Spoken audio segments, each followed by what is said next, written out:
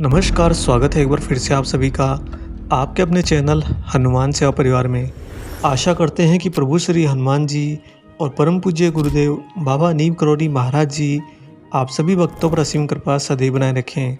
दोस्तों, जब कभी कोई भक्त अपने ही ईश्वर के साथ में अपने ही ईश्वर के लिए कार्य करते हुए कभी अगर अपना खुद का नुकसान कर लेता है, तो ऐसे समय में उसके ईश्वर उसके साथ में एक अनूठी लीला करते हैं, उसे पुरस्कृत करते हैं। बिना कोई प्रतियोगिता, बिना कोई प्रतिस्पर्धा के उसे सीधा ही पुरस्कृत करते हैं। और बिल्कुल यही स्थिति बाबा नीम करोड़ी महाराज जी की अपने सारे भक्तों के साथ में सदैव रहती है। आप जब महाराज जी को समर्पित होकर कोई कार्य करते हैं और उसको करते हुए स्वयं का अगर कोई नुकसान भी हो जाता है, इसके बावजूद उसका विश्वास वह नहीं हटने देता है, तब महाराज जी उसे जरूर पुरस्कृत करते हैं। आप जानते हैं कि पुरस्कार तब दिया जाता है जब एक मनुष्य क्षमता से आगे बढ़कर कुछ करता है, जब एक मनुष्य अपनी इच्छाओं के परे कुछ नया निर्माण करता है। भौतिक जगत के तो सारे ही पुरस्कार किसी न किसी प्रकार की प्रतियोगिता को पार करके ही प्राप्त होते हैं, लेकिन महाराज जी के संबंध में ऐसा बिल्कुल नहीं है। आपको बस अपने ईश्वर के कार्य तन्मयता के साथ में करने होते हैं। बाबा का जो पुरस्कार देने का प्रमुख तरीका है वह है आपके विश्वास की कसौटी को परखना। महाराज जी आपकी यहाँ पर भौतिक जगत में तो किसी के साथ में कोई प्रतियोगिता नहीं होने देते, ना ही महाराज जी अपने अलौकिक दुनिया के अंदर अन्य किसी भक्त की भक्ति के प्रति भी आपको कोई प्रतियोगी बनाते। इसके बावजूद भी महाराज जी आपकी परीक्षा ले लेते हैं और आपको जरा सा भी इसका भान नहीं होने देते। लेकिन उस परीक्षा के समय आपने जो कुछ भी अपना खोया होता है, उसकी मात्रा और उसके स्वामित्व के भाव को ना देखकर आप फिर भी महाराज जी पर अपना ही विश्वास बिल्कुल बनाकर रखते हैं, ठीक उसी तरह जैसा उसको खोने की पहले की स्थिति में था। तब महाराज जी आपको चुनते हैं उस खास पुरस्कार के लिए, जिस पुरस्कार को आप महाराज जी की परम लीला कह सकते हैं, या फिर आप महाराज जी का आपके प्रति एक अलौकिक चमत्कार रूपी आशीर्वाद। दोस्तों, आपको बता दें कि बड़े बड़े योगी महात्मा, बड़े बड़े साधु संत बाबा नीम करोड़ी महाराज जी या फिर यूँ कहिए कि हनुमान जी से इस तरह का पुरस्कार पाने के लिए सदा सदा तरसते रहते हैं, लेकिन पुरस्कार का सच्चा हकदार वो क्यों नहीं बन पाते? इसका सबसे प्रमुख कारण है कि जब उनका खुद का कोई नुकसान होता है तो उस स्थिति के अंदर वो महाराज जी हनुमान जी को दोष तो नहीं देते, परंतु उनकी तरफ दृष्टि करके यह भाव जरूर बनाते हैं कि शायद हमें इतना ही देना चाहते थे, इसीलिए महाराज जी हनुमान जी ने हमें इतना ही दिया है। और उसी भाव के कारण वे सदैव महाराज जी हनुमान जी के उस खास पुरस्कार से वंचित रह जाते जो उनकी कृपा के तले वो देते हैं। महाराज जी यहाँ पर कहते हैं कि जब आपका ईश्वर के साथ में संपूर्ण सानिध्य हो, आप ईश्वर के प्रति इतने ज़्यादा गहराई के भाव में हो कि आपका कोई भी कर्म ईश्वर से परे, ईश्वर से अलग होता ही नहीं है, तो ऐसे समय के अंदर आपका विश्वास अगर आप ही का नुकसान होने पर ईश्वर के प्रति डामाडोल हो जाए, तो फिर ईश्वर भला आपको कैसे पुरस्कृत करें? आपको महाराज जी की कृपा के तले मिलने वाले इस बहुत ही अलौकिक पुरस्कार के बारे में आज एक सच्ची घटना आपको सुनाते हैं। इस घटना को सुनने के बाद में आपका महाराज जी हनुमान जी में विश्वास और ज़्यादा बढ़ेगा। दोस्तों, मुकेश कुमार अग्रवाल अल्मोड़ा के जिला पूर्ति कार्यालय में आटे की सप्लाई करने जा रहे थे और अल्मोड़ा जाते समय रास्ता कैंची धाम के वहाँ से ही होकर निकलता है। जब उनकी आटे की बोरियों से भरी हुई ट्रक कैंची धाम के सामने से पहुँची तो अनायास ही उन्हें याद आया कि ये तो बाबा नीम करोड़ी का आश्रम है। ये बात उस समय की है जब महाराज जी सहचरी कैंची धाम के अंदर ही वास करते थे। और जिस दिन मुकेश कुमार अग्रवाल अपना ट्रक लिए हुए कैंची धाम के सामने से जा रहे थे और उन्हें अनायास ही ये इच्छा हुई कि क्यों ना आश्रम में जाकर दर्शन ही कर लिया जाए। इस बात का उन्होंने ज़रा भी ख्याल नहीं किया था कि आश्रम में खुद बाबा महाराज मिल सकते हैं। हाँ, उन्होंने बस इतना सोचा कि ये आश्रम भी तो वास्तव में खुद ही महाराज जी हैं, यह आश्रम तो स्वयं हनुमान जी का सिद्ध स्थान है। बस उसी साधारण से भक्ति भाव के साथ में मुकेश कुमार जी कैंची धाम में प्रविष्ट हुए। ज्यों ही प्रवेश द्वार से अंदर गए, सामने ही बरामदे में तख्त के ऊपर बैठे महाराज जी दिख गए। मुकेश कुमार दौड़ते हुए सीधा बाबा के श्री चरणों में पहुंचे। आगे बढ़कर बड़े ही प्रेम भाव के साथ में महाराज जी के चरण स्पर्श किए और बिना कुछ कहे हाथ जोड़कर बाबा के दाहिनी तरफ खड़े हो गए। और देखिए दोस्तों, कैसा विलक्षण संयोग था कि बरामदे में बाबा तख्त पर बैठे थे, परंतु कोई भी अन्य भक्त उस समय महाराज जी के नज़दीक नहीं था। अकेले मुकेश कुमार बाबा के पास में खड़े थे। वह कुछ सोच भी नहीं पा रहे थे कि मैं बात क्या करूं या महाराज जी से क्या ही कहूं। बस हाथ जोड़े इस भाव में खड़े रहे कि अगर महाराज जी को पास में रखना होगा तो कुछ देर के लिए वहां उन्हें रहने दिया जाएगा, और अगर महाराज जी की इच्छा नहीं होगी तो महाराज जी अगले ही क्षण कह देंगे कि जाओ। 2 से 3 मिनट तक मुकेश जी बिल्कुल हाथ जोड़े हुए शांतचित्त होकर बाबा के दाहिनी तरफ खड़े रहे। महाराज जी भी आंखें बंद करे तख्त पर बैठे थे, तो मुकेश जी ने सोचा कि महाराज जी का इंतज़ार किया जाए।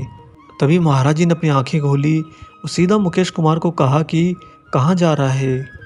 मुकेश कुमार जी ने आगे झुककर महाराज जी को कहा कि महाराज जी, आज पिताजी ने जिला पूर्ति अधिकारी अल्मोड़ा के लिए आटे की कुछ बोरियां भिजवाई हैं, वही मैं लिए जा रहा हूं आगे पहुंचाने के लिए। महाराज जी बड़े ही ध्यान से उसकी बात सुन रहे थे। जो ही मुकेश कुमार की बात खत्म हुई, तपाक से महाराज जी ने कहा कि एक काम करो, 6 बोरी आटा हमें दे जाओ। 1-2 क्षण तक तो मुकेश जी शांत हो गए कि क्या कहें क्या ना कहें, परंतु मन में उस भक्ति के प्रेम भाव में ही उनके मुख से निकल गया कि अच्छा महाराज, रखवा देता हूँ।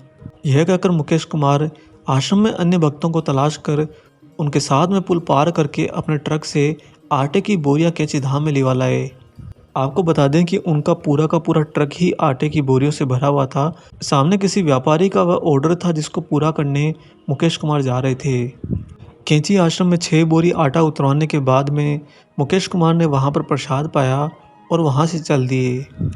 दोस्तों, रास्ते पर ट्रक चलाते समय मुकेश कुमार बस यही बार बार सोचते रहे कि चालान में जो संख्या बोरियों की लिखी है उसमें से अब 6 बोरियां कम हो चुकी हैं। अब क्या होगा भला?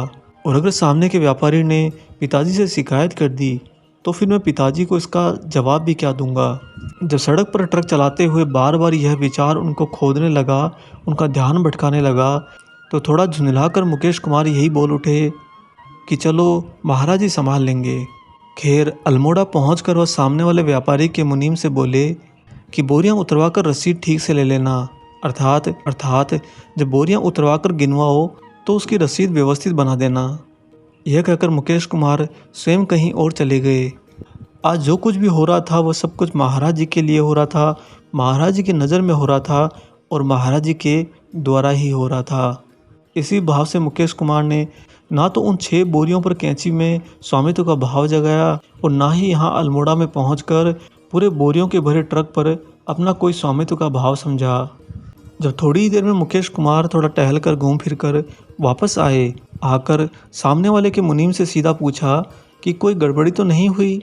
मुनीम ने कहा कि नहीं मुकेश साहब, सब कुछ ठीक ठाक था। यह कहते हुए सामने वाले मुनीम जी ने जितनी बोरियां गिनी थी उनकी चालान रसीद मुकेश जी को थमा दी।